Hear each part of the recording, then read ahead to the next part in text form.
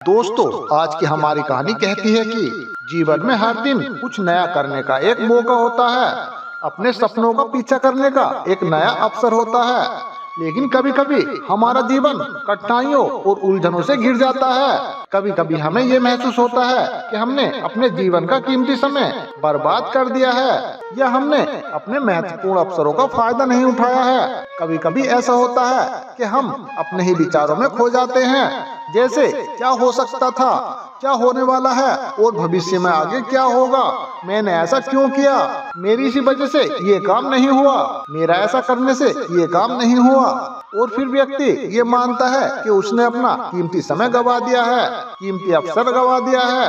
और ये बात हमारे दिमाग में एक भारी बोझ बनकर रह जाती है। और जब दिमाग में चल रही इन बातों से हम हार जाते हैं तो हमारा दिमाग बहुत ही ज्यादा परेशान हो जाता है। हमें ऐसा महसूस होता है जैसे कि हमारे सर पर बहुत सारा बोझ रखा हो। कभी निराशा तो कभी दुख, कभी बीते हुए वक्त का पछतावा तो कभी किसी काम को करने का डर और फिर आने वाले कल की चिंता। ऐसे कई सारे विचार हमें सताते रहते हैं।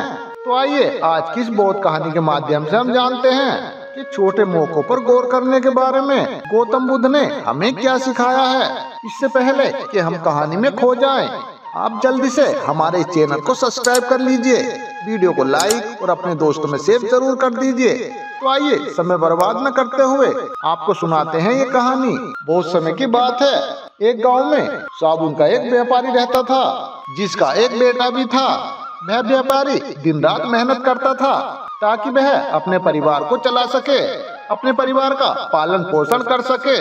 लेकिन उधर उसका बेटा उसके काम में तनक भी हाथ नहीं बटाता था। वह तो अपने दोस्तों के साथ मिलकर मौज मस्ती किया करता था, अपने दोस्तों के साथ घूमता रहता था और इसी में वह अपना सारा समय यूं ही गवा देता था। एक दिन अचानक उस व्यापारी की मृत्यु हो गई और अब व्यापार की सारी जिम्मेदारी उसके बेटे रमेश पर आ गई। रमेश अभी भी नौजवान था और उसने अभी तक अपनी जिम्मेदारियों को नहीं पहचाना था।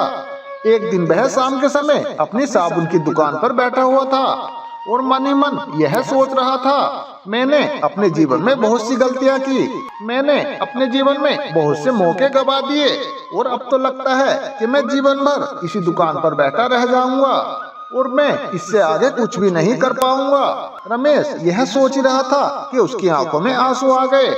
रमेश जोर जोर से रोने लगा। तभी अचानक उसने देखा कि उसकी दुकान पर एक गुरु खड़े हुए हैं और जब गुरु ने रमेश को रोते हुए देखा तो वह रमेश से कहते हैं, अरे क्या हुआ बेटा, आखिर तुम इस तरह से क्यों रो रहे हो?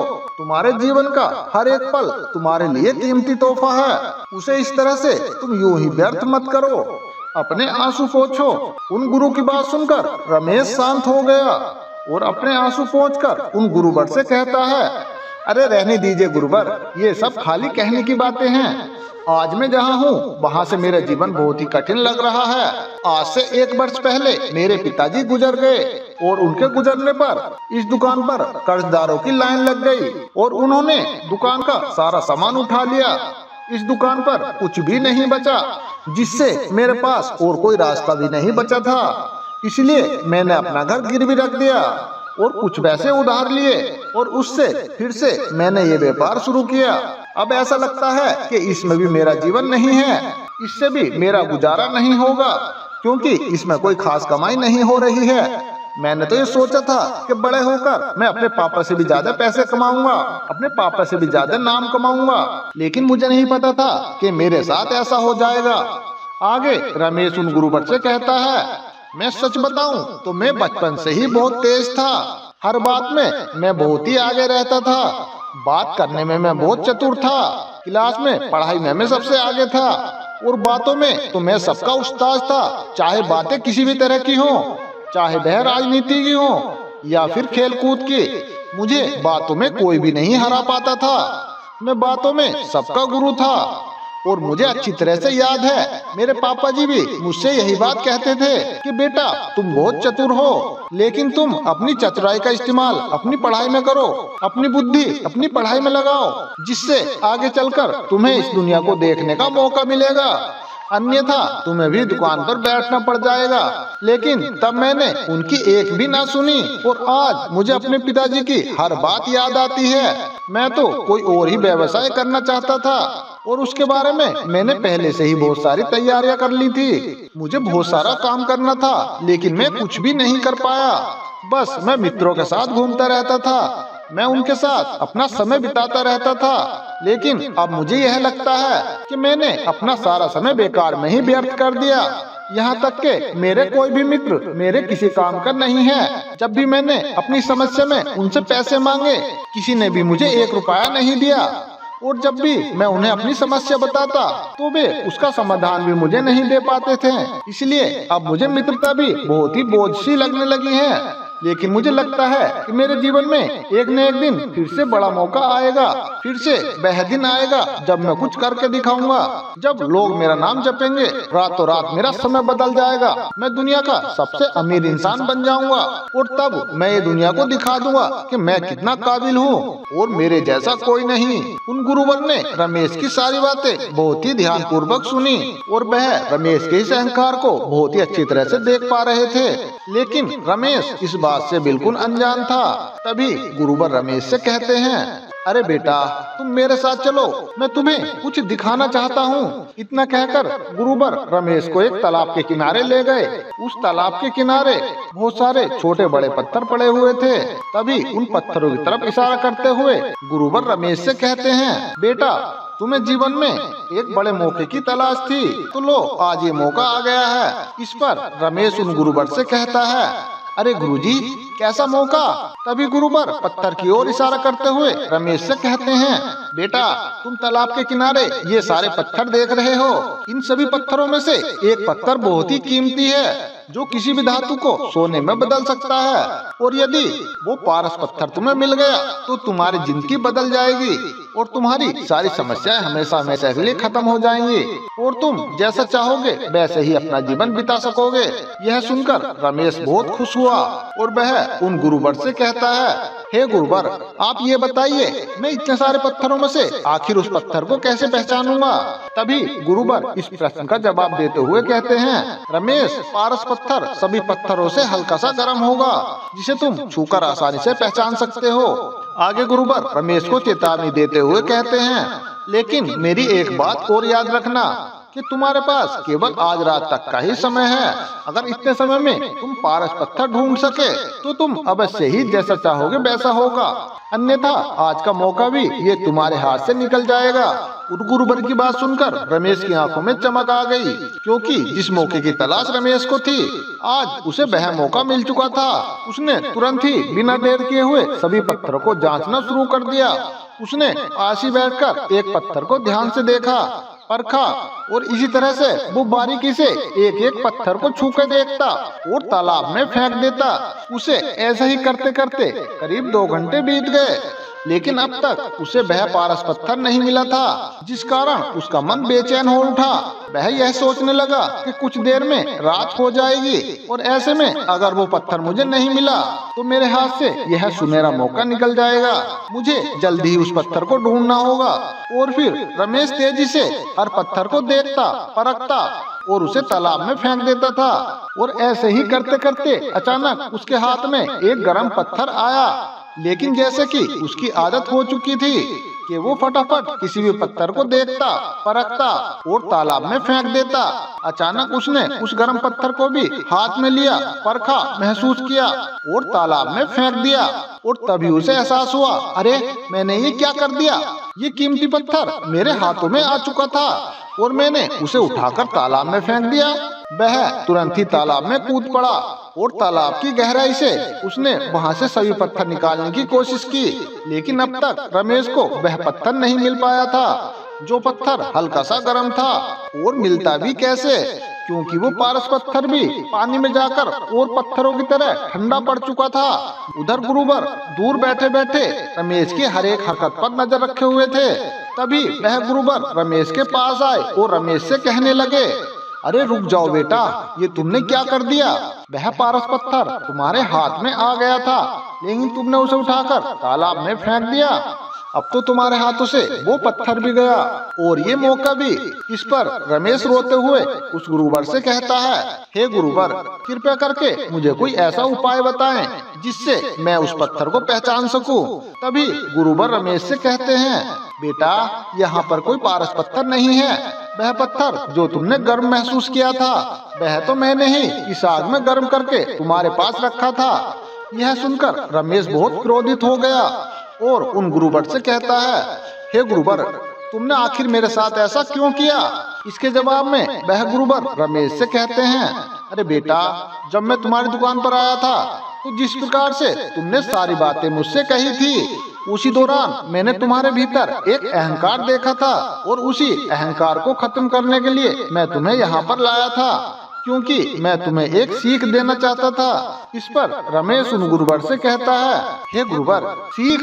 कैसी सीख? इसके जवाब में वो गुरुवर रमेश से कहते हैं, बेटा, जैसे तुमने गर्म पत्थर अपनी लापरवाही के कारण उठाकर तालाब में फेंक दिया, ठीक ऐसे ही अच्छे मौके गंवाने की तुम्हारी आदत बन चुकी है।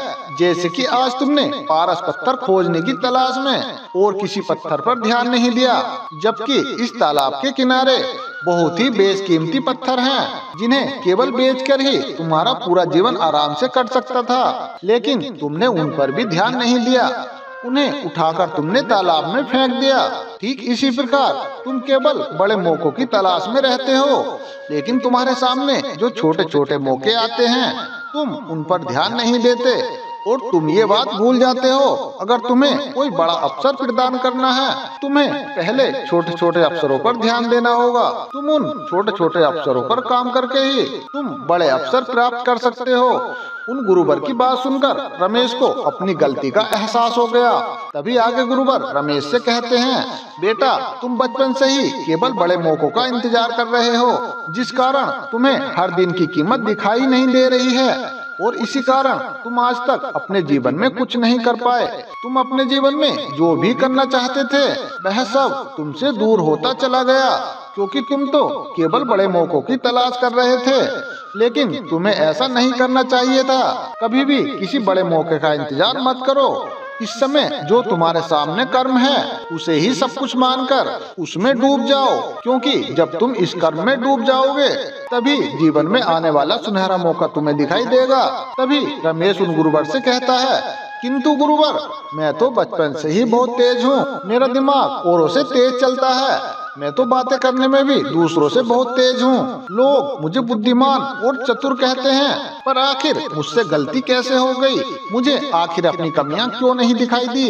तभी गुरुवर रमेश से प्रश्न करते हैं, बेटा, क्या तुमने बचपन से चतुर बनने और बुद्धिमान बनने के लिए कोई प्रयास किया है या कोई अभ्यास किया है, या फिर ऐसा कोई काम जिससे तुम्हारी चतुराई और होशियारी बढ़ सके? रमेश से पहली बार उन गुरुवर ने प्रश्न किया था और रमेश चुपचाप उनके प्रश्नों का जवाब ढूंढ रहा था। कुछ देर शांत रहने के बाद वह गुरुवर से कहता है, हे गुरुवर, मैंने तो कभी भी कोई भी ऐसा प्रयास नहीं किया। तभी गुरुवर रमेश से कहते हैं, बिल्कुल सही, मेरी इस बात को अच्छी तरह से समझने का प्रयास करो। जब भी कोई इंसान का शरीर धारण करके इस दुनिया में जन्म लेता है, तो परमात्मा हर किसी को कुछ न कुछ काबिलियत अवश्य देती है, जिसका उपयोग करके वो अपने जीवन में अपना पेट पाल सके, अपने परिवार का पालन पोषण कर सके और दूसरों के काम आ सके। इसलिए जो उपहार तुम्हें मिला है, उसके लिए तुम्हें भगवान का शुक्रिया अदा करना चाहिए और अपनी बुद्धिमानी और चतुराई का अच्छे से उपयोग करना चाहिए।